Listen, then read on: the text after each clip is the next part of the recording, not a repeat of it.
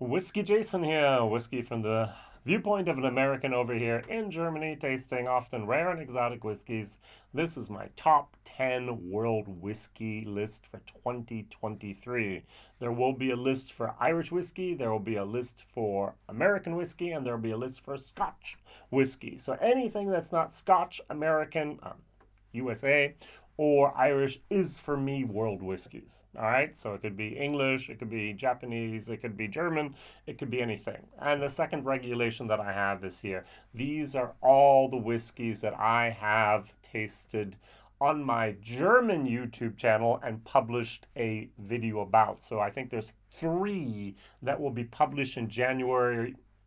Sorry. So by the time this comes out, there still won't be there, but they'll be there soon. All right. So I just didn't go through the effort to rewrite the list for the English channel. Maybe next year. All right. So we're going to start off with number 10. So it's a top 10 list. Number 10, Canadian corn, 8-year-old with a Oloroso cask finish from Darkness. It was a 0.5 liter bottle at 64.1% ABV. I got it over here for about 45 euros. And that's the only bottle, all 40 bottles that I have on my 4 list that there is no whiskey base number for. But I did do a video about it. It is online. You can find the link in the description below to the video. All right, so Canadian corn, 8 years of age. There is, from that boutique whiskey company, there's a bottle out there that is 48%, but it's 8 years old. It's also finished in Oloroso. Same company, same parent company, but Darkness just doesn't have one at cask strength, the whiskey base number. Number 9, I went to France. I had the Amérique. This is a video that will be coming. Meudre de Chez 2023, which means the cellar master.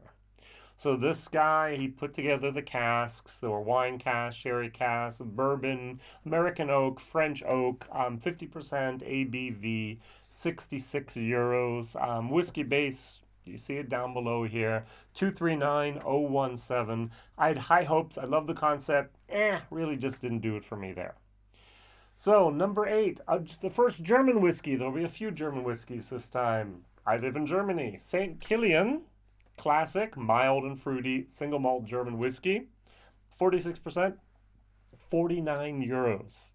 Whiskey base 224243. This is the first time that St. Kilian actually has a core range. It's a 0.7 liter bottle, not a 0.5, and this just shows that St. Kilian, as a distillery in Germany, is finally all grown up and have core range products. That's great, not just batch products. I think that's fabulous. Going up to someone who's also growing up, we're now in Denmark with Stauning, number 7. We have Danish rye whiskey with a Barbados rum cask finish. Now this was a single cask number 5553. It was 57% ABV. I bought it for 70 euros. We have a whiskey base number 198556. Video is online. This is a bottle I bought actually in 2022. Opened it 2023, reviewed it, liked it. Yeah, made the list. Very good. Rye whiskey from other countries outside of the US or Canada. I think they're very interesting.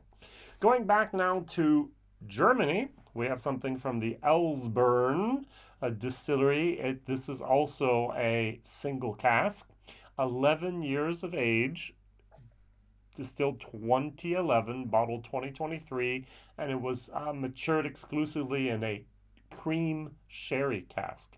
You take Oloroso, you take PX, you put them together, you get cream sherry. Yay!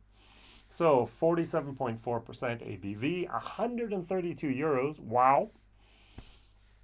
Whiskey base number 235810. Except for the price, everything else is good. Number 5, we finally go over to Japan. I think I'm going to have more of a focus on 2024, a little bit more on Japanese whiskeys. We have here the Kanosuke Japanese single malt whiskey with 48%. I also reviewed this year a limited edition with a higher proof. No, the 48% I liked better. 73 euros, which is Japanese whiskey. You often pay about twice the normal price I would for a Scotch of similar quality. That's one of the problems we have here. All right, whiskey base 227762. So, I think it was Diageo that actually bought a minority stake in the company and now has taken over the distribution there. Kanoske. Number 4, we're in Germany again. The last German bottle on my list from Elsburn, the second one. Their Cozy Winter. This is their 9th edition German single malt, released especially exclusively for their importer here in Germany called Kirsch. We had 53.2%. I paid 79 euros for it. It was a 0.7 liter bottle, whiskey base 241627. Yeah. Yep, Cozy Winter with a Z. So now we're going over to the countries I really wanted to mention. Number 3, so bronze medal. Amrut, Portanova, Indian single malt from 2022, the bottling. 62.1% ABV, 124 euros 90 cents. Ouch. Whiskey base 229486. I actually compared it to the Amrut single malt cask strength. Now the port has a lot of great influence, but it's a lot more in price as well. I can get 3 almost of the normal single malts for the price of 1 of the Portanova, but yet it made my list. I had it. I liked it. I'm very, very thankful to have tried it. So the brand ambassador over here in Germany from Starward recommended number 2. I bought the bottle. Happy I did. Second place, silver medal. Starward single malt maple syrup cask 9166. 48.3%. I think it's a Germany exclusive. Runs about 87 euros. Whiskey base 228412. The maple syrup was not overly done. The red wine and the maple syrup gave a certain sweetness, a certain fruitiness. I very much liked it. Very, very nice whiskey. Well done there. And the number 1 gold medal for me, 2023, drum roll please. Cavalan Solist Port Cask, 57.8% ABV. 116 euros, whiskey base 226823. So what we're going to do is, we've just seen the bottles now. I have the list here. We're going to go from 1 to 10 so you can see this. All right, Cavalan Solist Port Cask. If you really need the number, I had the single barrel 01309030114A. 116 euros, one of the more expensive bottles here on the list. Number 2, Starward single malt, single cask, maple syrup finish. So it's almost the same maturation of maple syrup as it was in the red wine. So, okay, 48.3%. 87 euros, still not cheap. The Amrut Portanova Indian. So 62.1, I think one of the strongest whiskeys on my list here. 125 euros, ouch.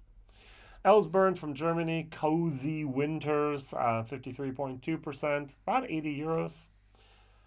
Konosuke, Japanese single malt, 48%, about 73 euros. Elsburn, the 11-year-old sherry single cask, for cream sherry cask here for Germany, 132 euros. Ouch. Had a nice box though. Stauning Danish rye whiskey with the Barbados rum cask finish, single cask, about 70 euros. So the winner for the value for money is going to be the St. Kilian Classic Mild and Fruity, part of the core range now, 46%, 49 euros. From France, Amérique Moudre de Chez, 50% ABV, almost 66 euros. And last but not least, just to have a 10 whiskeys on my list, the whiskey I did not like, if you've seen the video. Canadian Corn, 8 years from Darkness, Oloroso cask finish. The 64.1% were just hot, and once again, hot. All right, so my question of the day is, please write down in the comments, what was your World Whiskey of the Year? Once again, whiskey for me means no American, no Irish, no Scotch. Everything else is fair game. Is it from Canada? Is it from Japan? Is it from continental Europe? Is it from Middle America, South America, Africa? I don't know. All right, so put it down. And even England belongs to World's Whiskies for me. Not a single English whiskey this year made it to the list. I don't think I even tried a single whiskey from England this year. No Bimber, no Cosworths, and. Oh well. Only 365 days in the year. Every other day I bring out a video in English, so that's basically 180 videos that I did this year. Of the 180, I think 30, if not 50, were interviews. Either now I was got 40 interviews from the Dublin Whiskey Live Dublin. All right, I'll see what I can do next year. Thank you very much for watching, liking, subscribing, and don't forget to actually write down your winner of the category World Whiskey 2023. Bye bye.